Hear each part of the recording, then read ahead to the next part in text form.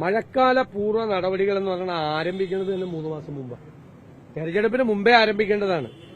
മഴക്കാല പൂർവ്വ നടപടികൾ ആരംഭിക്കാൻ എന്താണ് പെരുമാറ്റച്ചട്ടം തടസ്സം? മന്ത്രിമാർക്ക് ചിലപ്പോൾ ജനപ്രതിനിധികൾക്ക് യോഗം ചേരാൻ പറ്റില്ല. ഉദ്യോഗസ്ഥന്മാരുടെ എത്രയോ യോഗങ്ങൾ നടന്നു. ഞാൻ നടത്തിയല്ലോ. എന്റെ നിയോജക മണ്ഡലത്തിൽ നാഷണൽ ഹൈവേ തെറ്റായ രീതിയിൽ അശാസ്ത്രീയമായി പണിതപ്പോ ഞാൻ ജില്ലാ കളക്ടറോട് ആവശ്യപ്പെട്ടു.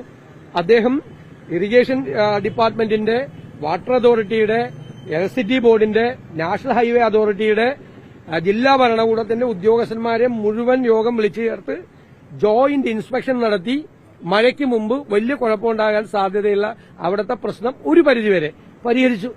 അപ്പൊ എനിക്ക് പറ്റിയല്ല, ഞാൻ ആ യോഗത്തിൽ പങ്കെടുത്തില്ല. കളക്ടർ എന്നോട് പറഞ്ഞു പെരുമാറ്റച്ചട്ടം ഉള്ളതുകൊണ്ട് ഞങ്ങൾ എംഎൽഎമാരെയും ലോക്കൽ ബോഡി ആളുകളെ വിളിക്കാൻ പറ്റില്ല ഞങ്ങൾക്ക്. ഞാൻ പറഞ്ഞത് വേണ്ട, നിങ്ങൾ ചെയ്താൽ മതി. അദ്ദേഹം അത് ഭംഗിയായിട്ട് കളക്ടർ ചെയ്തു. അതൊക്കെ ഇവർക്കൊക്കെ ചെയ്യാമായിരുന്നു. പിന്നെ കാന കോരുന്നത് ഇത് കഴിഞ്ഞതിന് ശേഷമാണോ?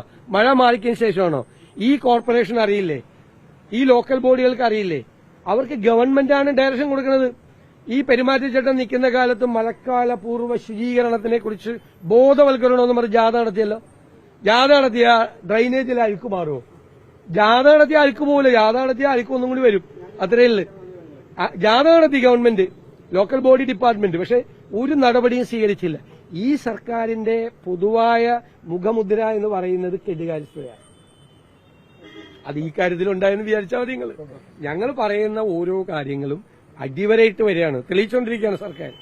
സർക്കാരിന്റെ ഇൻഎഫിഷ്യൻസിയാണ്. മഴ വരുമെന്ന് ആർക്കാ അറിയാൻ പാടുള്ളത്? മഴ വരും, വലിയ മഴ വരും.